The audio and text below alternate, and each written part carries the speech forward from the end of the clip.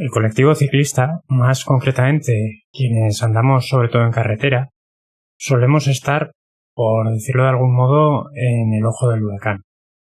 Que si nos saltamos los semáforos, que si circulamos en pelotón, en fin.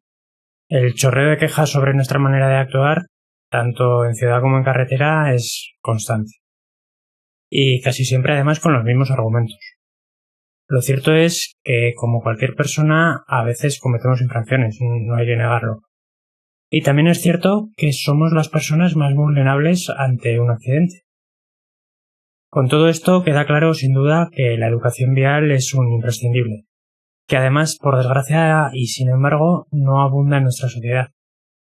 La falta de civismo, de respeto mutuo y de empatía, además de un profundo desconocimiento de la normativa en general, hace que se den situaciones bastante desagradables e incluso peligrosas. Por suerte hay quienes desde diferentes altavoces, como son hoy en día las redes sociales, desmienten mitos, corrigen errores y tratan de divulgar en estos temas. Y hoy, precisamente por eso, he querido traer al programa a uno de ellos. A pesar de no ser un perfil típico del podcast, creo que es profundamente necesario que todos pongamos de nuestra parte. En la vía pública, pero también educando e intentando que la información llegue a cuanta más gente mejor. Por eso, hoy se pasa por la BrevetCar para resolver unas cuantas dudas Rafa Fernández Villalba, la persona detrás de la cuenta @educacionvial. Va a ser sin duda un episodio interesante. Ya sabes, disfrútalo.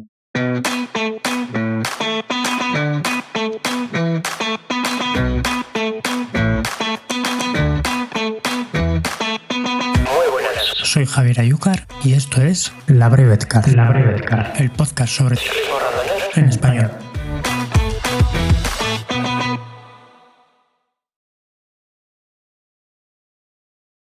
Rafa, bienvenido al podcast. Lo primero, muchísimas gracias.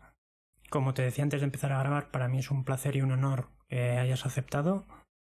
Y quizás algunos de nuestros oyentes se puedan sorprender porque no es un perfil ciclista al uso de larga distancia, como la gente que suele pasar por aquí, pero sí que es un perfil muy interesante, o al menos a mí me lo parece, porque Rafa, eres la persona que está detrás de la cuenta de Instagram Educación Vial,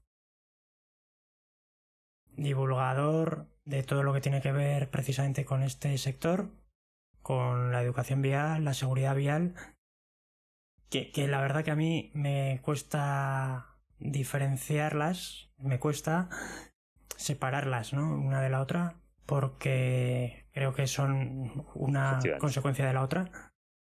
Pero bueno, además de todo eso, digamos que eres un estandarte en la defensa del ciclista, no por ser ciclista, sino porque en muchas ocasiones los argumentos que se tienen en nuestra cuenta pues son como mínimo incorrectos, ¿no? No sé si me atrevo a catalogarlos de absurdos, pero mínimo incorrectos. Entonces, bueno, lo primero de todo, muchas gracias. No sé si quieres añadir tú algo a esta presentación.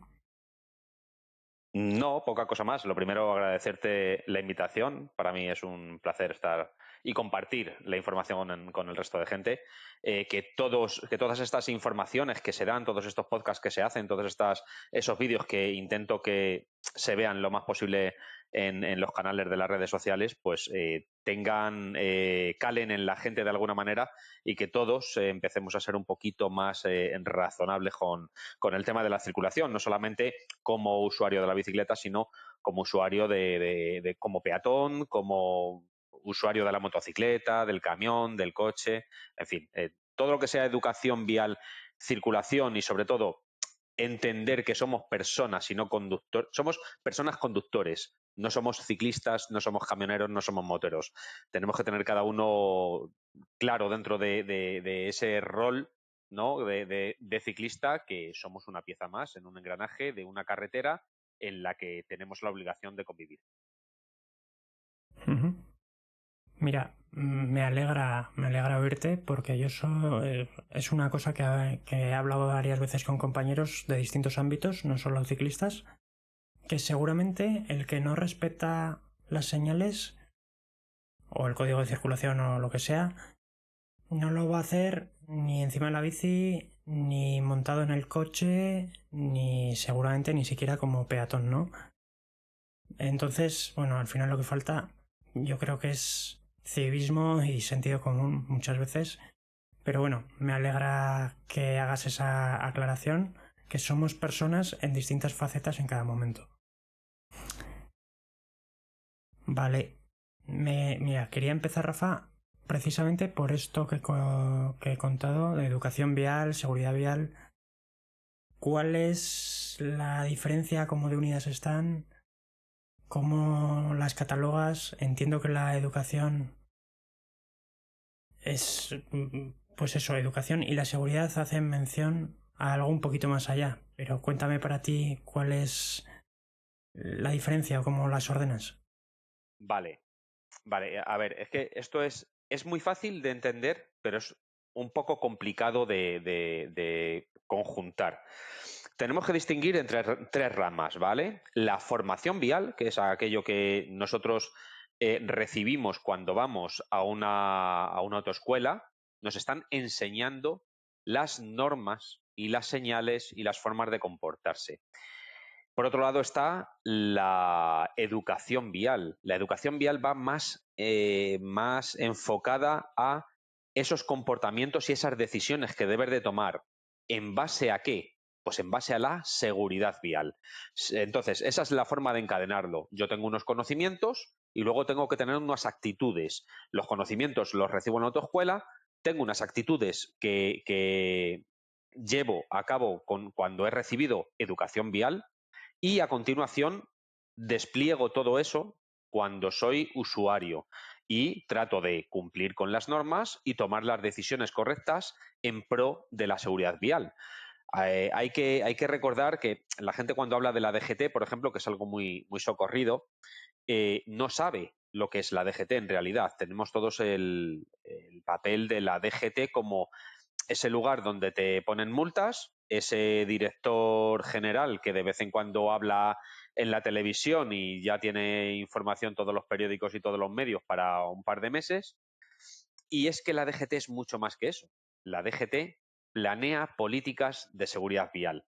Lo que pasa que yo pues me permito el lujo, ya que no pertenezco a la DGT ni a mí me paga la DGT, de decir que bueno, que quizás tendría que esforzarse un poco más, porque tiene mucha gente maravillosa. Yo conozco a gente de la DGT que es maravillosa. Hay contenidos en la página de la DGT que son maravillosos, pero la gente no los descubre. Les faltan publicidad, les faltan utilizar los medios que tienen.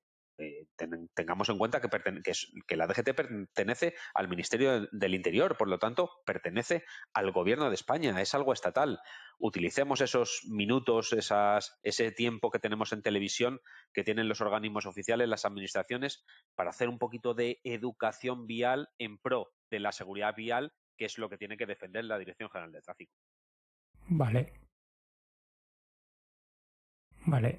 Aclarado entonces esa primera duda, que era una duda mía, me gustaría continuar, ahora que estamos hablando de información, educación, seguridad.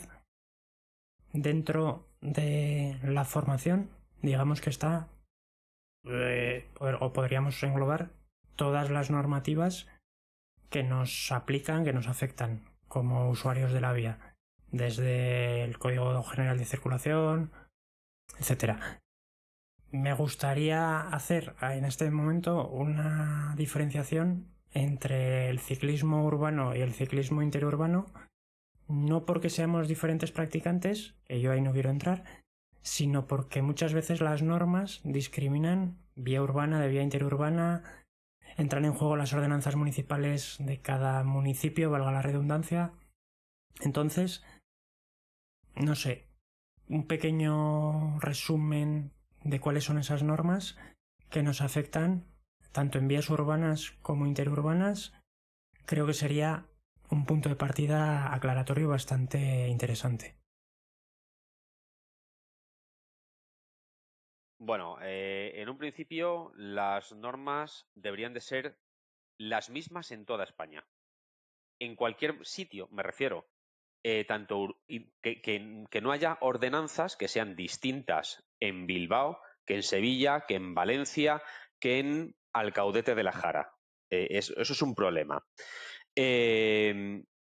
Entonces, ¿qué dice la normativa? En cuanto a vía interurbana lo tenemos claro. Conducción por el arcén. Si nos salimos del arcén porque este no esté transitable o porque no exista, podemos utilizar el carril pegadito a la derecha. Quiero insistir en lo de utilizar el carril de la derecha para cuando nos encontramos glorietas. Cuando nos encontramos glorietas en carretera, los ciclistas no podemos ocupar el carril izquierdo, no podemos cruzar al carril izquierdo. Debemos de seguir siempre por el carril derecho, que eso parece ser que no lo tenemos muy claro. Y hay muy pocas cosas más. La circulación en paralelo, la circulación en línea, cuando no haya visibilidad, cuando haya peligro para el ciclista, debe de haber circulación en línea. Y esto de la visibilidad es algo que he hablado muchísimo y que trato de explicar muchas veces, pero que la gente sigue sin creérselo. En su día, Alfonso Triviño, cuando redactó el artículo 36 o llegó a un acuerdo con el entonces director general de tráfico, si mal no recuerdo, Carlos... Ay, no me sale el nombre. Bueno, si me sale luego lo retomaré. Nada, tranquilo.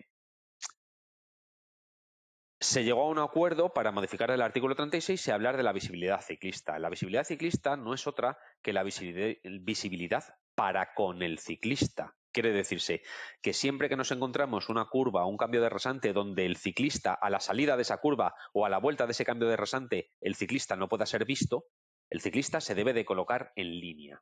Por tanto, esa es una de las cosas que tenemos que aprender de por sí. ¿Por qué? Pues porque no lo hacemos, no lo estamos haciendo. Llegamos a un puente, típico puente sobre una vía de una carretera, vamos en grupeta, vamos de a dos, bajamos el puente, seguimos de a dos sin que por detrás tengamos la seguridad de que no podamos ser atropellados. Eso, por ejemplo, es una de las situaciones más comunes y que menos cumplimos. Pasaría lo mismo si nos metemos en carreteras de puertos de montaña, por decirlo así, donde las curvas no adivinas qué hay detrás de la curva. Pueden ser dos ciclistas, puede ser un tractor que esté en maniobras, puede ser un vehículo averiado, puede ser cualquier cosa. Por lo tanto, en ese momento, el ciclista, por su propia autoprotección, debe de circular en línea.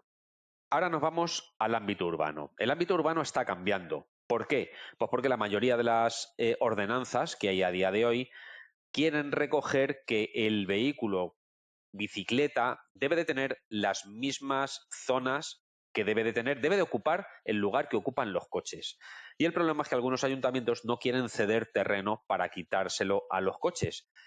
El gran error que hemos cometido durante años es aprovechar esas subvenciones que hemos tenido de Europa para hacer aceras bici, que no son solución para nada, porque no son solución como elemento de comunicación, no suelen estar bien diseñados, porque los diseñan gente que no se dedica, no monta en bici, entre otras cosas. No suelen tener buenos destinos, buena comunicación, no suelen tener a lo mejor escalones, suelen pasar por delante de fincas donde hay vados, en fin, una serie de suertes que hacen que no sirvan para nada.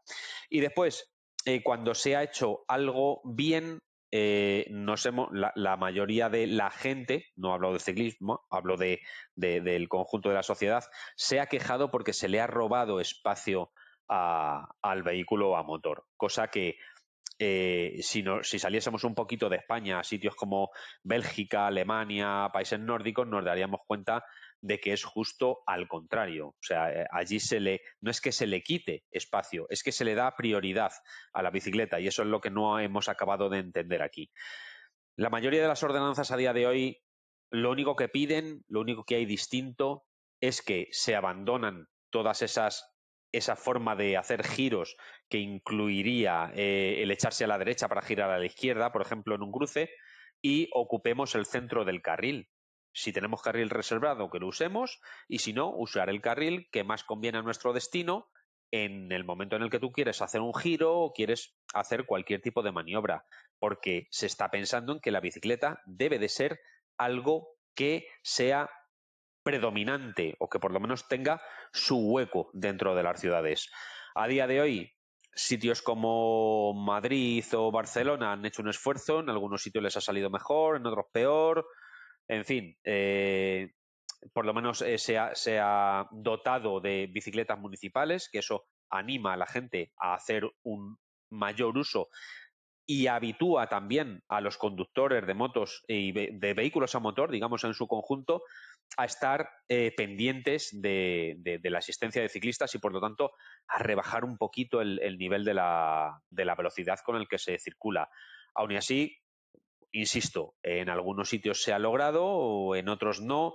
En una avenida de 4 carriles por sentido es muy difícil apaciguar la velocidad, a no ser que pongas medidas o barreras arquitectónicas para hacerlo. Por lo tanto, hay en ciertos sitios, pongo siempre el ejemplo de Madrid, como Castellana, como Delicias, como otras muchas avenidas, donde los coches circulan con una normalidad pasmosa a 70 kilómetros por hora. Por lo tanto, es muy difícil la convivencia, pero aún y así, bueno, creo que hemos metido la cabeza, vamos a intentar que esto poco a poco vaya a más y que exista, sobre todo, una conciencia del ciclista para con la circulación y del resto de la circulación para con el ciclista. ¿Qué nos falta? Nos Todavía queda, nos la falta. verdad que nos queda bastante. Sí. Mira, me alegra que hables de unificar ordenanzas municipales o que sean coherentes entre ellas, porque aquí, bueno, yo soy de Pamplona. Pamplona, todos los municipios de alrededor, cada uno tiene su ordenanza y es un poco un berenjenal. En un sitio las bicis pueden ir por la acera, en otro no, según cada ordenanza. Entonces, claro, en el momento en que cruzas una calle y cambias de municipio, te cambia la normativa. Entonces, a todo esto, no sé si el Reglamento General de Circulación o alguna norma superior se contradice con algunas de estas ordenanzas. No sé si hay ahí, no sé cómo decirlo. Sí. Bueno, aquí hay dos artículos. El artículo 12 del Reglamento General de Circulación dice que serán los propios municipios los que regularán la circulación de motocicletas, ciclomotores y ciclos. Por lo tanto, ahí deja un poquito la mano abierta a haz tú lo que quieras. Pero sí es verdad que el año pasado, en junio, se sacó un borrador de lo que sería un nuevo Reglamento General de Circulación y en ese nuevo reglamento se ponían medidas que además fueron bastante, se hizo bastante campaña de ello en redes sociales y luego no ha llegado a ningún sitio, porque cuando han modificado el reglamento no lo han hecho, no han llevado esas medidas a cabo. Te sonará, por ejemplo, la de circular en vías de menos de 30 kilómetros por hora y un único sentido en dirección Sí, contraria al sentido habitual. Eso estaba metido en ese. Y una de las cosas que decía ese reglamento era que la bicicleta por vía urbana circulaba por el centro del carril. Eso elimina cualquier otra interpretación por parte de cualquier ordenanza. ¿Por qué? Porque hay otro artículo dentro del reglamento que dice que ninguna ordenanza podrá contradecir, suplir o sobrepasar los límites de este reglamento. Entonces, como no se ha hecho, pues estamos sin ello, estamos viudos, por así decirlo, de esta norma. Pero se supone que en un plazo, el que sea, no sé cuál será, porque hablar de legislación, de la aprobación de la legislación, es muy difícil, muy difícil. Hemos estado 14 años teniendo señales en la calle que han entrado a valer en julio de este año. O sea, hemos tenido señales como, por ejemplo, la del paso ciclista, pero la que es como la del paso de peatones, pero con una bicicleta. Esa señal ha entrado en vigor ahora. La S35, que es la de vía ciclista, vía exclusiva ciclista, también es una señal que ha entrado ahora a ser válida en julio y la llevamos viendo 10, 12 años. En fin, por eso digo que hablar de esto posiblemente llegará esa normativa, ese reglamento de circulación que diga en algún momento que la bicicleta debe de circular por el centro del carril en vía urbana. Llegará. ¿Cuándo? Eso ya, eso ya para los políticos. mira, me surgen dos dudas cortitas al respecto. Por un lado, cuando hablamos de vías ciclistas ¿En qué papel deja esto a los vehículos de movilidad personal? Patinetes, segways y demás. No sé si hay un vacío legal o cómo está el tema. Sí. Porque hasta ahora los carriles bici son carriles bici, triciclo, carrito de la compra, patinete, lo que consideres, ¿no? Entonces, Lo que sea. primero, ¿cómo se compagina? Porque a la vez que se está fomentando este uso de las bicis en el entorno urbano, con las bicis municipales, infraestructura, carriles bici, señalización, vías 30, etcétera, etcétera, a la vez está habiendo una explosión de otros medios de transporte urbanos, como pueden ser sobre todo los patinetes, que además en algunos sitios, y esto no es por entrar en polémicas ni mucho menos, pero están siendo conflictivos. En algunos ayuntamientos, me suena que en Zaragoza ha habido varios atropellos mortales. Bueno, seguramente Sí. sea la noticia, la anécdota, ¿no? Y no consiste en señalar ni en criminalizar.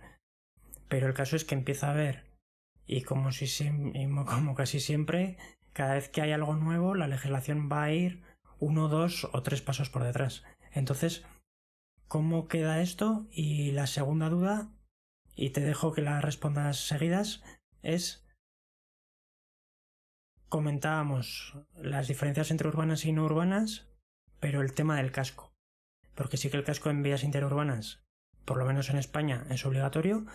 En vías urbanas creo que es para menores de 14 años, pero no sé si estoy en lo cierto o no. Entonces, esas dos son las dudas que tengo. A ver. Vale, por el principio, y viendo que me enrollo mucho, voy a intentar ser breve. A ver, vehículos de movilidad personal no van 1 ni 2, van 5 pasos más atrás. ¿Y qué es lo que está pasando? Pues porque es un vehículo que entró en su día como un juguete, después descubrimos que no era un juguete, que era un vehículo, tratamos de adaptarlo, las malas praxis con el tema de las modificaciones, del enchufo esto, le pongo un motor, lo reprogramo, lo no sé qué, han hecho que exploten cientos de ellos, se ha prohibido su uso en el transporte público y al final tienen que ocupar un sitio. ¿Qué sitio ocupan? Pues es que en su día la DGT lanzó ante las dudas de las asociaciones de vehículos de movilidad personal, lanzó una especie de dictamen, que tampoco no sé si llegaba al nivel de instrucción, pero que decía que para su circulación por vías ciclistas se autorizaba de alguna manera. Pero es que para que algo se autorice de alguna manera, lo tienes que hacer como a través de algún tipo de real decreto, de algún tipo de norma. Tienes que hacer algo para decir, para establecer dónde va a ir ese vehículo, por dónde va a circular ese vehículo, qué derechos y qué obligaciones va a tener ese vehículo. Por ahora se ha ido a la caza y captura del vehículo de movilidad personal, se han puesto incluso normas injustas a sabiendas para intentar reducir el número de vehículos de movilidad personal, porque eso es así. De hecho, a partir del 1 de enero de 2026, los vehículos de movilidad personal van a tener que tener una póliza de seguro de responsabilidad civil. Y esto tratará de filtrar el tipo de usuario y hará que el usuario, una clase de usuarios que todos conocemos, que es el que viene haciendo lo que le viene en gana, representado más o menos por un teenager que va con su novieta o su amiguete, que va comiendo pipas o mirando el móvil a toda mecha por todas partes, pues esa gente se supone que en el momento en el que se les obligue a contratar una póliza de seguro, que a lo mejor les puede costar, no sé, 100, 120 euros al año, quizás abandonen ese tipo de vehículo. No sabemos si se pasarán a otro o no. Pero bueno, el tema del vehículo de movilidad personal dentro del carril bici, por asimilación, cabría. También te digo, hay en ordenanzas, por ejemplo en la de Madrid, que dejaba muy claro que no se podía. Por lo tanto, el el vehículo de movilidad personal tenía que ir por la calzada y la bicicleta podía hacer uso bien de la calzada o bien de los carriles habilitados para esto. También es verdad que carriles bici como tal tienen que cumplir la legislación y la mayoría de los carriles bici les llamamos carriles bici a cualquier cosa. Como tú bien has dicho, zonas que están compartidas con peatones no se pueden llamar carriles bici directamente, porque no lo son, porque hay una velocidad limitada, porque hay un uso limitado y porque la prioridad en todas esas zonas es del peatón, porque es el más vulnerable. Y si no llegamos a entender eso, pues lo que estamos creando es un conflicto entre nosotros. Dicho esto, del vehículo de movilidad personal, casco, obligatoriedad, vía interurbana, cualquier tipo de ciclista, vía urbana hasta los 16 años, o sea, hasta los 15 años y 364 días, obligatorio. A partir de los 16 años no es obligatorio. ¿Puede establecer un municipio el uso del casco para toda la gente, igual que se ha hecho, por ejemplo, con el vehículo de movilidad personal? Respuesta de la propia Dirección General de Tráfico: no, no se puede. Vale, curioso. Mira, pensaba que era hasta los 14. Y esto de que una ordenanza no puede ampliarlo, tampoco era conocedor. Claro, es hasta los 16. Desde los 14 puede un ciclista usar el arcén de una autovía. Cosas que a lo mejor tendríamos que darle una vuelta en algún momento dado, teniendo en cuenta qué tramos de autovía, qué ancho tiene ese arcén de esa autovía y todas estas cosas. Pero el uso de casco es obligatorio en cualquier tipo de vía hasta los 16 años, siempre. Vale, aclarado entonces. Vale, vamos a pasar, visto un poco el entorno normativo y demás, vamos a pasar, y sin entretenernos mucho aquí tampoco, porque mi intención es evitar el conflicto y no profundizar en él. Ni victimizarnos de más, ni, no sé, asumir también nuestra parte de responsabilidad y nuestras obligaciones, pero quisiera pasar un poco por todos estos argumentos, por decirlo de alguna manera, en contra de los ciclistas, que se oyen sobre todo mucho en foros, en redes sociales, contra el ciclista, o contra el colectivo ciclista, como lo queramos llamar. Por un lado, el impuesto de circulación, por otro lado, el seguro, por otro lado, la matrícula. Digamos que son las tres patas de banco en la que se apoyan para ir en nuestra contra. Y quiero que me aclares si el impuesto de circulación existe como tal, porque que yo sepa como tal es impuesto de tracción mecánica o algo así. Eso es. El tema del seguro, debo hablar por los ciclistas más recreativos, deportivos. La mayoría estamos federados y por lo tanto tenemos un seguro que va incluido en la licencia. Pero bueno, por contraargumentar de alguna manera, aunque tampoco sé si merece mucho la pena. Pero sobre todo quiero empezar, Rafa, un poquito en tono de broma, si me lo permites, preguntándote, mejor dicho, de dónde sacas la paciencia para contestar tan educadamente a todos estos trolls que no te faltan, ¿no? Que siempre te llenan los comentarios. Pues quizás de un principio de una muy buena frase que me enseñó mi padre, que decía: no hay nada peor que te regañen educadamente y con razón. Porque eso crea la vergüenza humana. Entonces, yo sé que hay gente que falta y que trolea y que, pues nada, a ese más educación y más paciencia. Y al final, lo que no gano convenciendo a ese, lo gano convenciendo a otros, viendo que no entro al trapo de la manera en la que cualquier persona, a lo mejor en una charla de bar con una cervecita en la mano, le dirías cuatro cosas bien dichas, ¿no? Le lo dirías de otra manera. Yo creo que es compatible contestar a alguien, mantener el tono y tener un canal que no se que no se que no sea o sea, que sea reconocido por el tono. No por el mal tono, sino Claro. por el tono. No, este es un vacilón, un no sé qué. Hombre, sus puntos de vacile, pues también tengo, sus ironías, yo tengo mis contestaciones y mis cosas. Y quien es más o menos avispado, que toda esa gente no suele ser muy avispada, lo pilla. Pero quien no es avispado, pues se queda ahí, pues con la. Pues con la con la duda de qué son lo que me habrán contestado y demás. Tema de esto de la ITV, del seguro, de la matrícula, todo esto forma un grupo de cosas que se llama requisitos. Y la gente sigue sin entender o diferenciar de lo que es un requisito de lo que es un derecho. Y eso es un problema. Que no se explique o que la gente no tenga claro lo que es un derecho es grave. Entonces, requisitos. Resulta que no, es que usted no lleva matrícula y yo no puedo identificar para denunciarle. Yo a esas personas les suelo hacer una pregunta muy sencilla y es, ¿cuántas veces ha cogido usted la matrícula de alguien que ha cometido una infracción delante suyo y se ha ido usted a denunciarlo? Nunca, ¿verdad? ¿Y ahora por qué quiere? ¿Porque le ha molestado y le ha hecho perder 6 segundos de su preciada vida?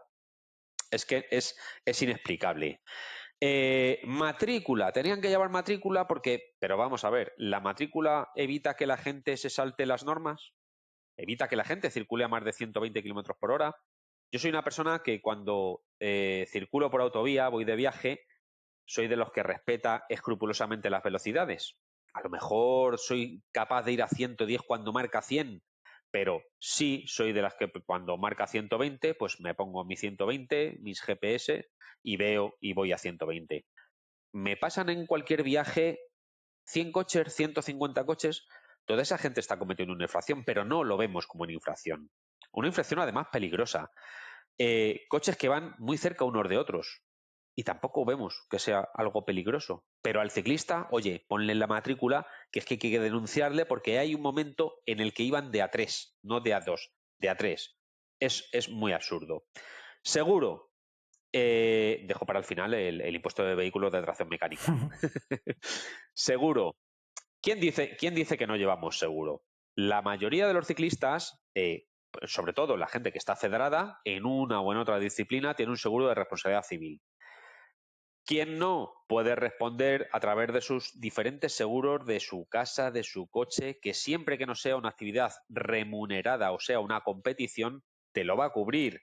Si no te lo cubren, mejor mírate un seguro que lo cubra. Y si no te lo cubren y te lo pueden cubrir, añade 10, 15 euros o 20 euros al año, que no pasa nada, que por 20 euros tienes cubierta la responsabilidad civil, porque en un momento dado es verdad que podemos meter la pata y podemos ser responsables de algo realmente grave y a nadie le quiere rehipotecar su casa para acabar perdiendo un juicio y tener que pagarle a alguien 150.000 euros. Así que por un seguro que cuesta 18 o 20 euros al año, incluso si te lo haces aparte con cualquier otra compañía, un seguro específico de bicicletas que a día de hoy hasta te recogen si te quedas tirado sin herramientas y demás, pues oye, merece mucho la pena. Pero, insisto, ni matrícula, ni seguro, ni ITV van a hacer que tú dejes de infringir. Para eso hay otras cosas que se llaman educación vial. Y por último, impuestos sobre vehículos de tracción mecánica, también conocido como numerito, impuesto de circulación, rodaje, que se llamaba en 1947 y que se aplicaba, claro, era el impuesto de rodaje porque era un impuesto que se aplicaba a todo aquello que tenía capacidad de rodar y transportar. Carros, carretas, galeras, bicicletas, todos recordamos en los años, al haber visto bicicletas de los años 50, en los que había matrículas con el nombre del municipio. Eso no era una matrícula de identificación. No, no, eso no era para buscar a fulanito y decirle, oye, que te has saltado el stop. No, eso era para comprobar que fulanito había pagado el impuesto en el, en el ayuntamiento correspondiente. Punto, se acabó. Esos impuestos, ese impuesto dejó de llamarse rodaje en el año 66, en el que pasó a llamarse impuestos sobre circulación de vehículos a motor, ¿vale? Que ese es el impuesto, el que todo el mundo conoce como impuesto de circulación, que además no deja de ser un impuesto municipal, que se paga municipalmente, y que por el mismo coche puedes pagar en Ceuta 18 euros y en Vitoria 150. O sea que no te da la capacidad de ni decide cuánto puedes circular, porque da igual que hagas 1 kilómetro, que lo tengas en una cochera metido 5 años, que hagas 150.000 kilómetros con el coche al año. Vas a pagar lo mismo, por lo tanto, por circular no se paga. Finalmente, en el año 90 le cambiaron el nombre y ahora se llama Impuesto sobre Vehículos de Tracción Mecánica. Como he dicho, el que quiera saber más sobre este impuesto, sobre todo para alentar a cuñados a resolverles las dudas, ley de haciendas locales, artículo 92 y siguientes, ahí te lo describe. Perfecto. Aclarado queda. Muy bien.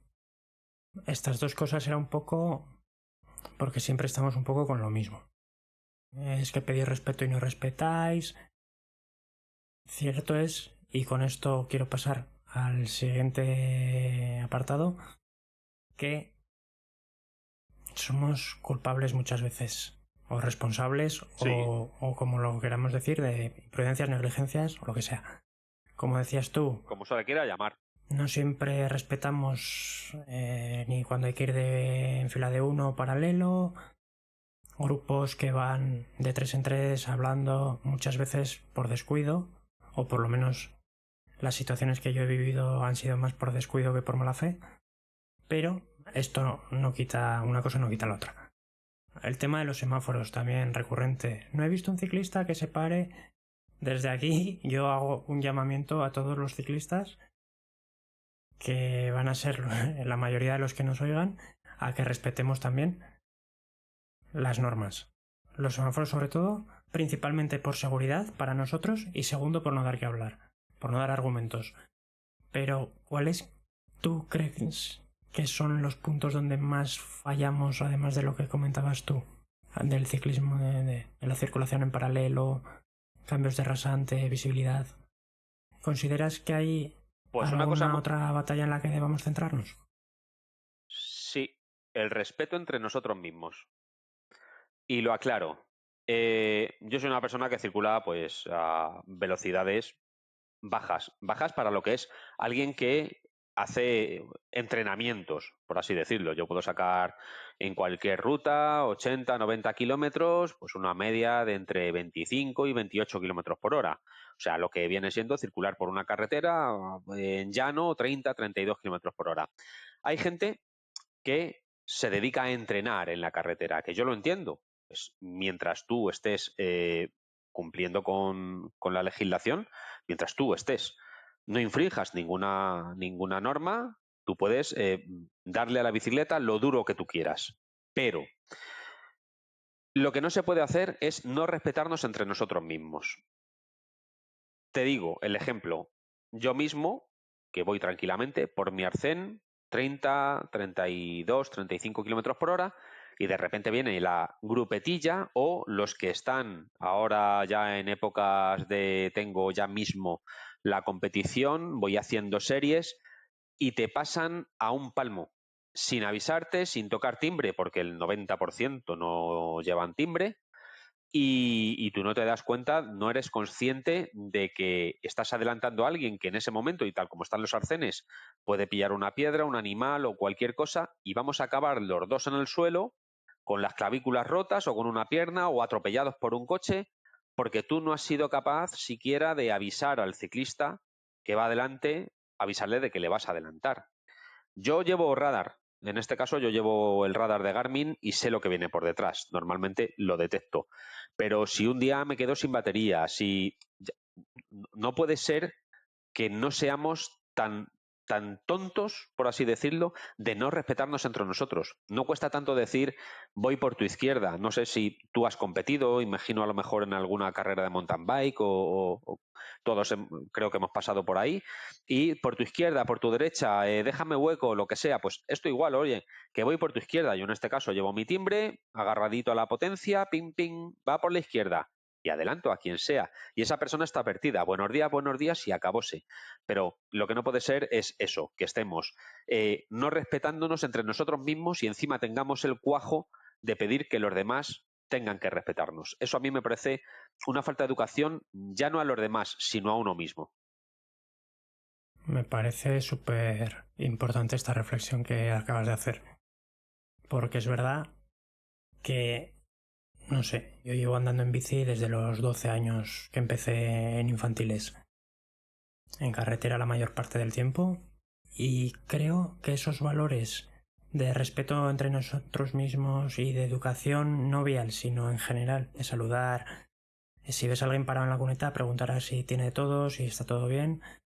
Sí, estoy detectando últimamente cierta pérdida de esos valores, de alguna manera, pero bueno, igual es una percepción mía, que puede ser perfectamente. Estamos podríamos decir que hemos entrado en una fase de clasismo ciclista en el que cada uno... Esto pasa lo mismo que con las motos. Está el de la moto deportiva, el de la moto naked, el del scooter, que es el denigrado, porque el del scooter es que no lleva marchas, no Eso no es lleva una tal. moto. Y aquí claro, eso no es una moto. Nos encasillamos y queremos ser solamente de esa parte.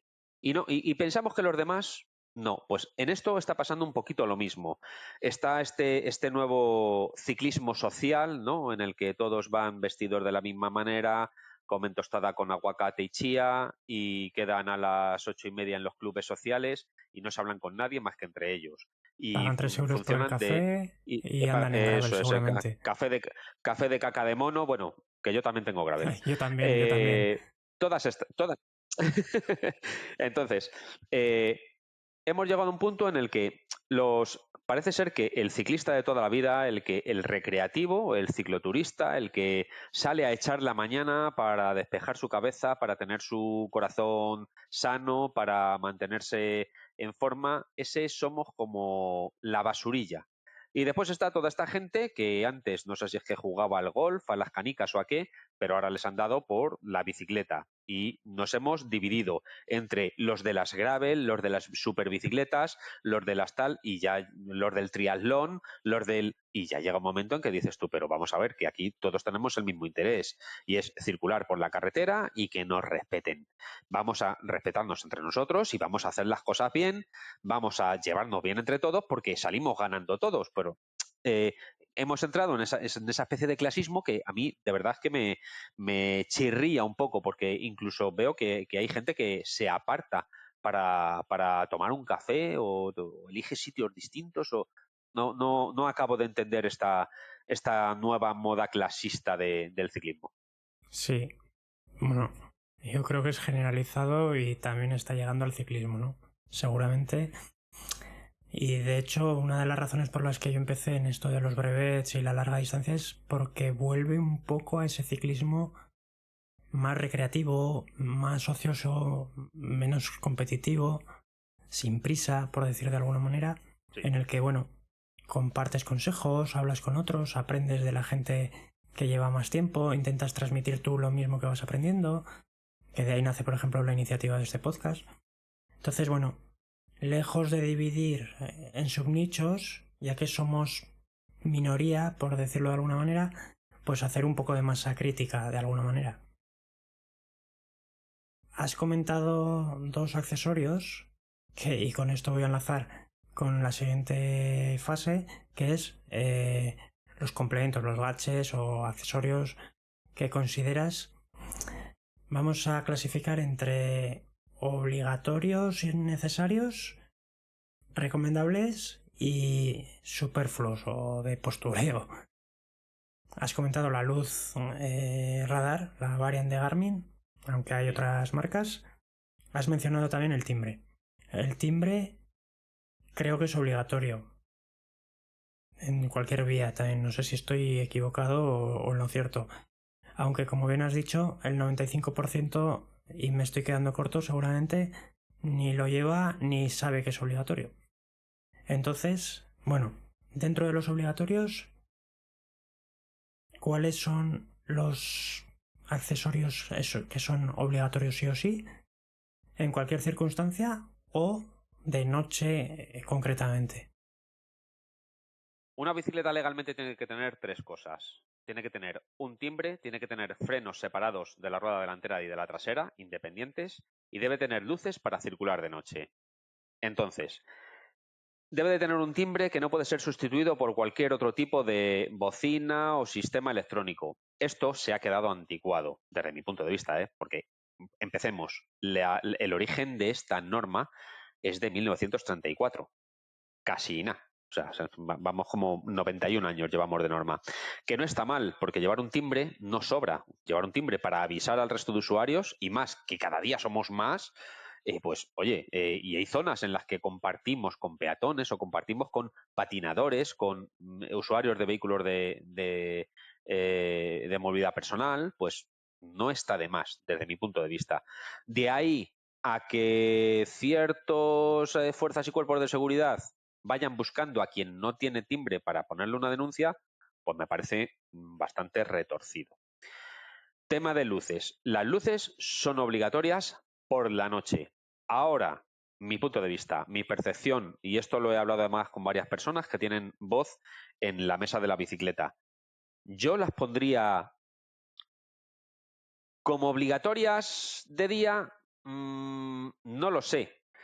Y lo digo por lo siguiente, yo cuando se lo dejé caer a una persona, le dije, tú que estás en la mesa de la bicicleta, ¿qué te parece el que se ponga la luz trasera como un elemento obligatorio? Y me dice, pues me parece un error. ¿Por qué? Porque el ciclista se tiene que autoproteger y el que sepa autoprotegerse se va a poner la luz. De hecho, a día de hoy es muy difícil encontrar ciclistas que no llevan luz trasera. Otra cosa es que a lo mejor no lleven una luz trasera adecuada, pero luz lleva casi todo el mundo. La cuestión es la siguiente, Rafa, me dijo. Si tú obligas a poner la luz, el día de mañana el ciclista va a ser culpable de no llevar la luz en un siniestro. Y de eso es lo que tratamos de evitar. Que si hay un siniestro, diga, no es que no llevaba la luz, y eso es la parte que responsabiliza al ciclista de que haya existido el siniestro. Por lo tanto, creo que aún no siendo obligatorio, yo le pediría a todo el mundo que escuche esto y que conozca a gente que monta en bicicleta, que compren unas luces. Y unas luces buenas, que podemos invertir, que unas luces y una cinta de manillar, una luz buena y una cinta de manillar cuesta lo mismo, básicamente, 35 o 40 euros. Y tenemos una buena luz, una luz que se vea desde 600, 800 metros. ¿Que te puedes permitir el lujo de llevar un elemento radar, como es el Varia de Garmin o de otras marcas que están sacando ahora? Perfecto, llevas tu ciclocomputador y sabes que por detrás viene gente, sabes a la velocidad que viene, puedes orillarte un poquito más a la derecha si puedes justo para cuando te estén adelantando, en fin, puedes jugar con esas variables. Un elemento que no es, bueno, sigo con las luces, luz delantera, lo mismo, la luz delantera es una luz parpadeante, por favor, parpadeante, pero que no sea un foco del estadio de fútbol. Pongamos una Que no luz con un deslumbre parpadeo demasiado, que ¿no? no deslumbre, efectivamente. De hecho, eso es denunciable, ¿eh? O sea, si tú llevas una luz Te lo iba a parpadeante, preguntar. sí, sí. Igual que la luz trasera no está definido que puede ser parpadeante o fija, y eso se aprovecha para poner una luz parpadeante, porque al final el parpadeo, el destello, es el que llama la atención. Entre una luz fija y una luz destellante siempre te va a llamar antes la atención el destello.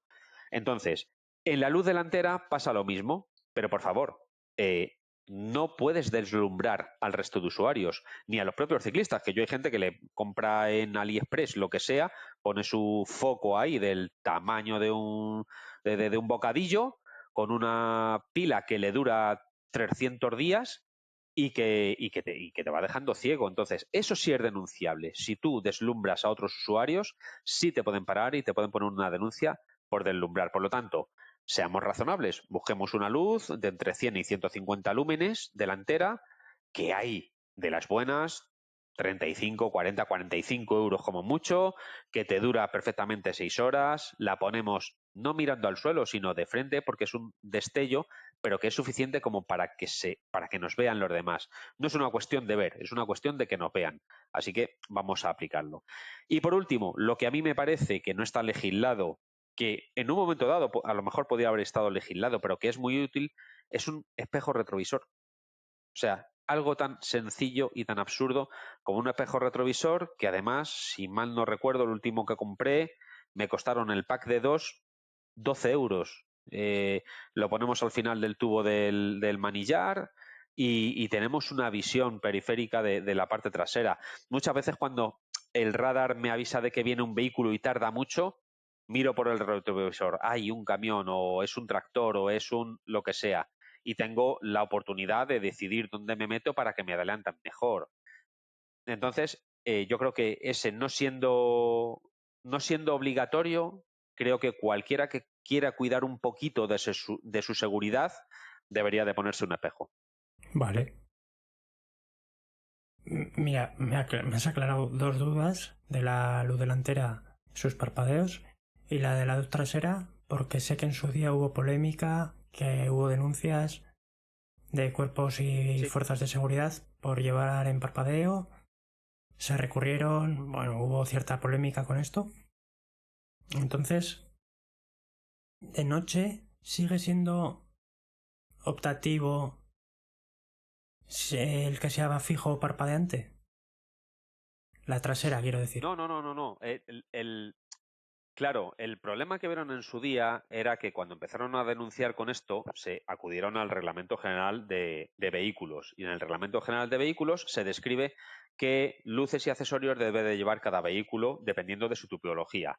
Entonces llegaron a la parte de ciclos y aparecía luz delantera y trasera, pero no estaba definido en ningún momento cómo debía de funcionar esa luz. Por lo tanto, aquellas denuncias que se habían realizado pasaban a ser nulas de pleno derecho, porque sí, en la parte de vehículos a motor, sí se especificaba que ninguna luz puede ser parpadeante salvo los indicadores de dirección y luces rotativas y esta clase de luces especiales.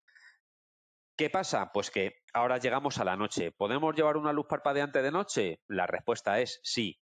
Mi forma de entender que deberíamos de llevar una luz por la noche es bastante más tenue de lo que ya la llevamos de día, sin tanta potencia, aunque bien es cierto que cuanto más potente, más nos ven, pero al haber menos luz también resulta que estás deslumbrando más. Por lo tanto, si es posible llevar dos luces, esa es mi forma de entenderlo. Una luz fija y una luz de destello. Sobre todo para esta gente, como que habrá mucha gente en este canal que entienda que, por ejemplo, alguien que sale para hacer un brevet y sale a las 5 de la mañana necesita ser visto. Otra cosa más que hay que llevar en caso que sí es obligatorio, que no está dentro del reglamento de vehículos, pero sí de circulación, es el llevar prendas reflectantes, prendas que lleven algún tipo de reflectante. Yo siempre he recomendado, sobre todo para la noche, esos pequeños chalecos que hay en forma, que no son chalecos al uso de cuando salimos, esos de tirante, que se cruza a un lado y a otro, incluso algunos de ellos llevan una luz puesta, por lo tanto, esos me parecen geniales porque además son súper visibles. ¿Necesitan algún tipo de homologación en estos reflectantes, chalecos o...? La llevan, Vale. porque al final los fabricantes son elementos de seguridad.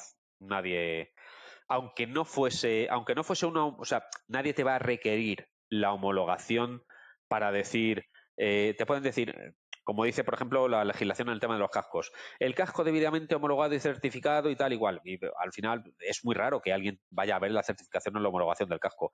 ¿Llevas un casco puesto? Sí. Bueno, pues por ahora no vamos a seguir ahí. Creo que sería demasiado. Simplemente como curiosidad, hay en ciertos eventos Randoner, por ejemplo, en la París-Brest-París, por poner un ejemplo conocido, que se suele rodar una noche completa y demás, que el propio reglamento de la prueba indica que la luz trasera debe ser fija. Pero lo hace con otro sentido, que es no deslumbrar ni molestar al resto de ciclistas que están participando y van por detrás. Claro. Porque si vas 8 o 10 horas a rueda de alguien con una luz roja parpadeando, pues... te vas a quedar tupi. Sí. Desde un ataque epiléptico a cualquier cosa. Entonces es bastante molesto y en ese sentido, en estos eventos, en muchos de ellos, se obliga y en otros se recomienda que la luz sea fija. Sin más, como detalle curioso. Dicho esto, la luz delantera, has hablado de 100, 150 lúmenes.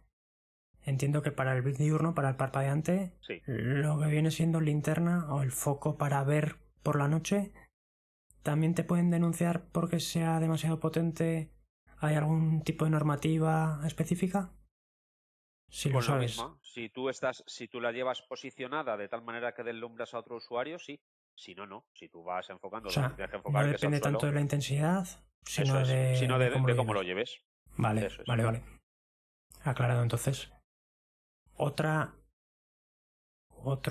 complemento que solemos llevar a veces es otro pequeño frontal en el casco, por un tema de que en curvas y demás la luz de la bici permanece fija mientras que la mirada se dirige a otro punto. Entonces no deja de ser un complemento que también nos aporta cierta seguridad.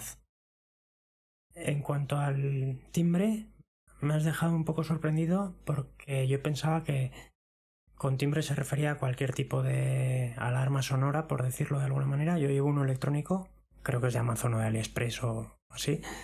Entiendo que no es válido, que me podrían sancionar. Eso es. Sí, sí, se podría. Vale. Yo sinceramente, yo creo Depende de que lo fino el, que quieran hilar ese día, ¿no? el policía que te pare y te diga, lleva usted tu timbre y le tocas el chisme y el chisme emite una señal, como hay ya, si mal no recuerdo, hay incluso una aplicación de Garmin que le das a uno de los botones y te emite un sonido bastante fuerte que se oye además a varios metros. Denunciar que no llevas timbre me rechina. Quizás a lo mejor habría que actualizar de alguna manera la legislación para evitar esa clase de errores posibles. Pero vamos, no creo yo que llegue la sangre al río. Vale. Perfecto. Comentabas también que es obligatorio el chaleco o prenda Sí. reflectante, creo que has dicho. Ajá. No sé cómo de vaga es esa definición en la norma. Estamos hablando de las tiras, tirantes, chalecos. Hay gente, sobre todo en ciclismo urbano, que lo que lleva es un brazalete o una pernera, digamos una banda en la pantorrilla, generalmente en la izquierda, que es la de fuera. No sé si eso cuenta como una prenda reflectante o no es suficiente. Sí. Elementos reflectantes. Vale, se Elementos queda ahí. reflectantes. No describe un número mínimo de porcentaje de lo que ocupe el volumen de la persona junto con su bicicleta. No hay nada. De hecho, supuestamente deberíamos de llevar todos un catadióptrico trasero de color rojo, que nadie lleva. Pues, y es tan obligatorio como el timbre, porque es lo que aparece en la legislación. ¿Quién lleva catadióptrico? La propia luz, en muchos casos, alrededor de la luz, lleva una parte catadióptrica, pero ya está, no estamos cumpliendo al 100% igual que no lo cumplimos con el timbre. Volvemos a la misma. Lo normal es que alguien que circula de noche pues lleve un chaleco, lleve prendas reflectantes, circulando de día lleve prendas que hagan contraste con el ambiente que llevamos alrededor, no que ahora como hay un creador que lo mismo conoces, a Fugitive, que dice ahora se llevan los colores moña. Pues es que te encuentras que la gente va ahora a Irati, por ejemplo, y se llevan su color kaki con su pantalón gris en su bicicleta verde. Y dices tú, joder, es que no has podido, o sea, vas disfrazado De de árbol camuflaje. de Irati.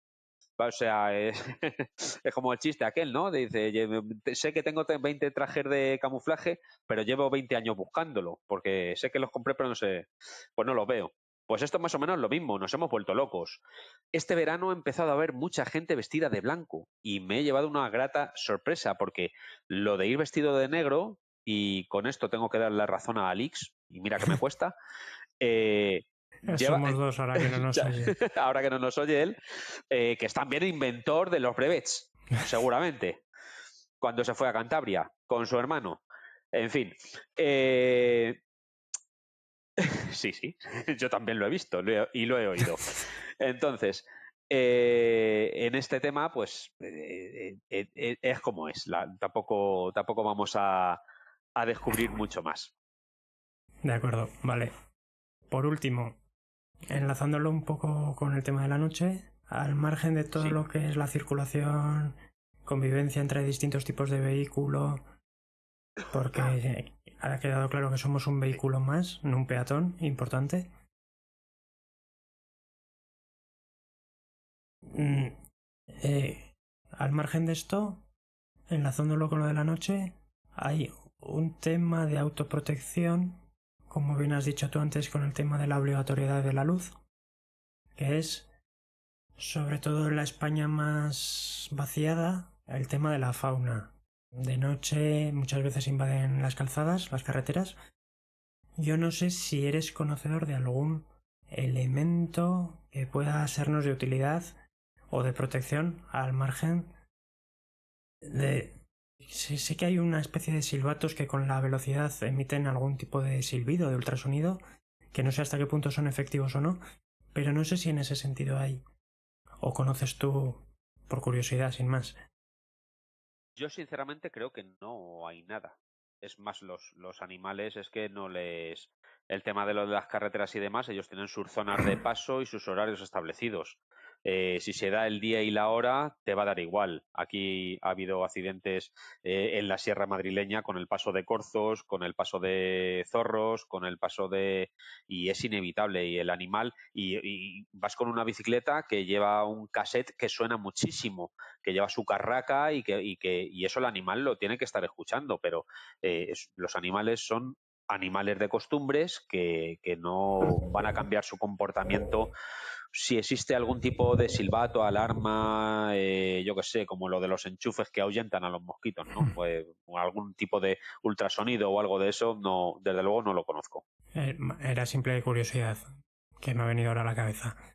Entonces, Rafa, por resumir un poquito, hemos hablado de las diferencias a nivel normativo entre vías urbanas e interurbanas, que no son tantas en realidad, salvando algunas características.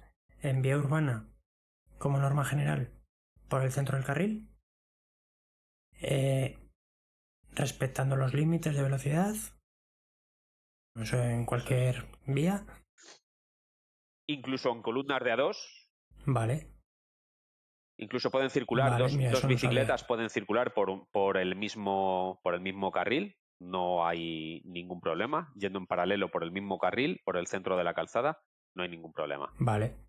En vías interurbanas, por el arcén siempre que exista y sea transitable, y si no, lo más pegado a la Eso derecha es. posible.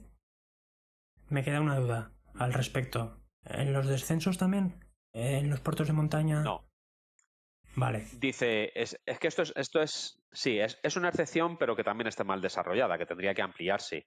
Porque tú, claro, tú que has circulado y que has pillado cualquier puerto que en vez de ser en las típicas curvas, empiezas con una bajada, vamos a poner uno famoso, Lagos de Covadonga. En Lagos de Covadonga en la Huesera tú te pegas a la derecha, no te puedes pegar a la derecha, tienes que ir por el centro del carril.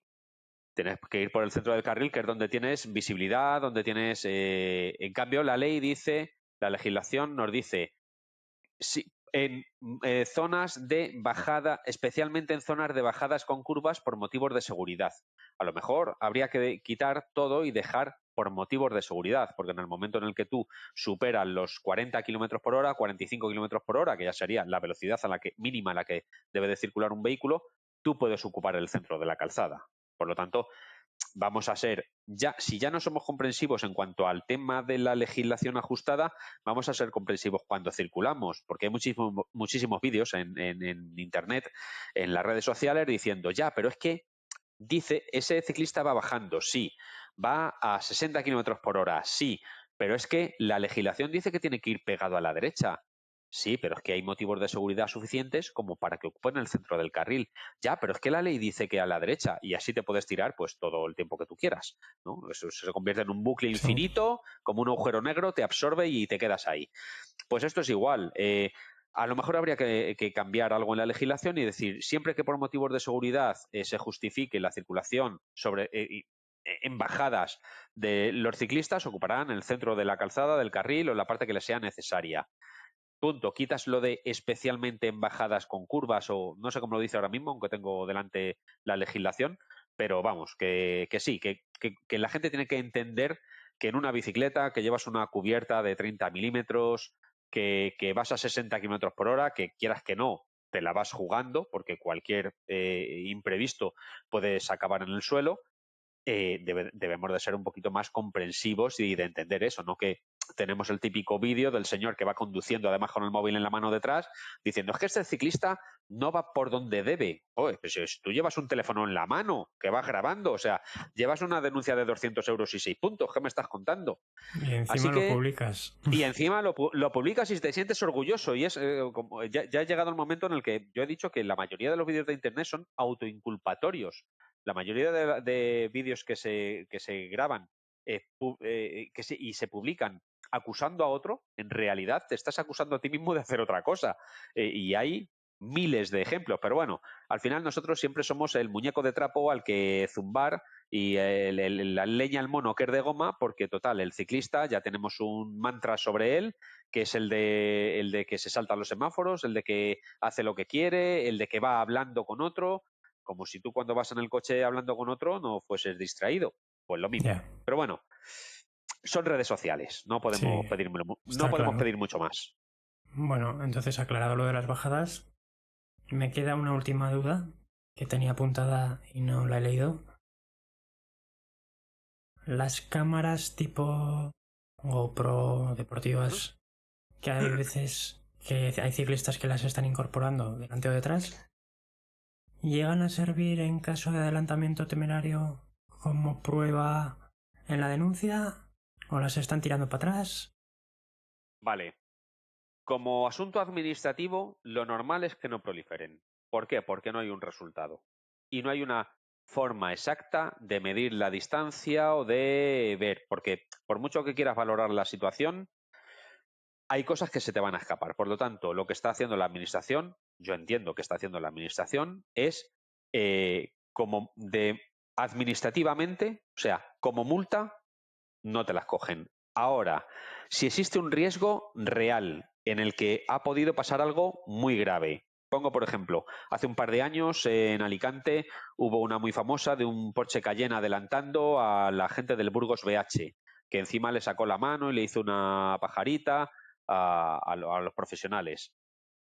Eso, ahí estás cometiendo, ahí ya nos hemos saltado el ámbito administrativo. ¿Por qué? Porque estás poniendo en riesgo la vida de otra persona voluntariamente. En ese Eso ya es caso, penal. claro, pasas al ámbito penal, superas el ámbito administrativo, estás mostrando un desprecio por la vida de otra persona. En ese caso, la Fiscalía de Tráfico es la que lo coge y lo tramita. Y a partir de ahí, las imágenes son válidas. En caso de un accidente pasa lo mismo. Para las aseguradoras son válidas las imágenes. Para un juicio te las pueden coger o no te las pueden coger, pero como ámbito administrativo, para el tema de las denuncias, que yo sepa a día de hoy hay en España una asociación que se llama Adomoure, que recoge las imágenes y las pone lo lleva como denuncia, ¿vale? A la Guardia Civil o a la entidad que sea. Y me consta que parece ser que algunas de ellas proliferan. Yo no sé si esto está bien, está mal, si no sé, son cosas que tendrá que ver en cualquier caso el instructor y el secretario que apoyan o dan por válido esas imágenes, pero yo creo que si no es en el ámbito penal es muy difícil agarrarse a ellas. Vale. Pues yo creo que hemos tocado todos los temas. No sé si quieres hacer una última conclusión o lanzar un mensaje sobre todo al colectivo ciclista, que es quien nos escucha, Nada, simplemente que para ir cerrando. sí, bueno, simplemente que empecemos por entender que cada día somos más, que la gente, cada día somos más en moto, en coche, en bicicleta, haciendo senderismo, a caballo, somos más haciendo todo tipo de actividades que en este caso son recreativas, pero que utilizamos un medio llamado carretera. Entonces, cuando utilicemos esa carretera, tenemos que ser un poquito escrupulosos. Nos deberíamos de aplicar aquello de no hagamos nada que no harían, que no harían con nosotros, ¿no? Que no nos gustaría que nos hiciesen. Entonces, esto que he comentado antes de respetarnos entre los ciclistas, de esa cordialidad, ese de no entrar en el conflicto, y si entras en el conflicto, que sea de una manera educada. Antes me comentabas lo de la paciencia. Yo he tenido en la calle, en la carretera, problemas con otros conductores de vehículos que no sabían la norma.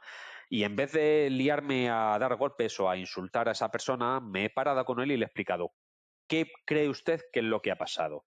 Entonces, pues es que os habéis metido por la glorieta y no habéis frenado ya, pero es que hay un artículo, el artículo 64 del reglamento, que dice que cuando hay un grupo de ciclistas todos formamos una sola unidad. Es usted el que se tiene que parar. ¿Pero eso viene en el artículo, eso viene en la ley? Sí, tranquilo, que se lo estoy diciendo con toda la seguridad del mundo. Y al final te llevas a esa persona a tu terreno y esa persona desde ese momento inicia una forma distinta de ver las cosas. Yo creo que si todos logramos un poquito hacer ese ejercicio de cordialidad, ese ejercicio de tranquilidad, ese no entrar al conflicto, no entrar al insulto, sino de intentar de explicar las cosas y sobre todo reconocer también nuestros errores, pedir disculpas cuando lo hacemos mal, que nos cuesta un Importante. error, nos cuesta, hemos hecho algo y pues paso y ya está, no, paso y ya está, no. Date la vuelta, pide disculpas, lo siento, no pasa absolutamente nada, no te hace peor persona, al revés, te hace mejor persona. Así que cuanto más personas, cuanto más repartamos ese civismo, cuanto más repartamos esa forma de entender las cosas, cuanto más regañes con razón y educadamente, mejor nos va a ir. Perfecto. Pues muchísimas gracias, Rafa. Me parece un cierre magnífico. Lo dicho, gracias por prestarte a este ratito, gracias por tu tiempo. Y nada, estamos en contacto a través de redes, seguro. Recomiendo a todo el mundo que te siga también, no solo por esta información, sino porque das información para todos los vehículos o para todo lo que tenga que ver con circulación, que buena falta creo que nos hace a todos, ¿no? Entonces, felicitarte por tu labor de divulgación y, como te digo, muchas gracias. Estamos en contacto.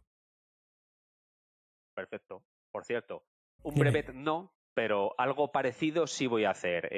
Ya fui invitado hace 2 años en Murcia a dar la vuelta a Murcia en una acción solidaria para CRIS contra el cáncer. Acabé con 229 kilómetros y un dolor de pies impresionante. Este año me han buscado la misma trampa, estoy fuera de forma. Mañana voy a ver si supero los 100 kilómetros en bici, despacito, pero voy a ver si lo supero. Y nada, el día 20 de septiembre, como se suele decir, aunque yo soy ateo, Dios mediante, lo mismo estoy de nuevo en Murcia para hacer ese, no un brevet, pero sí algo parecido, que superar los 200 kilómetros y que da una buena vuelta por la sierra. Eso es, por la sierra murciana. Oye, pues perfecto. Encima por una buena causa, CRIS contra el cáncer. Sí, es una acción solidaria para CRIS contra el cáncer. Llevamos varios años haciéndola. En los 2 últimos he sido invitado. Y bueno, en la medida de lo posible, pues intentar dejar el listón alto y hacer un llamamiento un poquito a la gente para que haga algún tipo de donación para la investigación, que desgraciadamente es algo que no está incluido en nuestro sistema social y que creo que debería de ser incluido, porque no solamente vale con la curación, sino también con la prevención. Por supuesto. Pues si no te importa, te voy a pedir los enlaces, toda la normativa que hemos visto y también enlace a este evento, y lo pongo todo en las notas del episodio para que la gente ahí abajo lo tenga a mano y sea más fácil. Muy bien, Javier. Muchísimas gracias. A ti. Venga, hasta luego.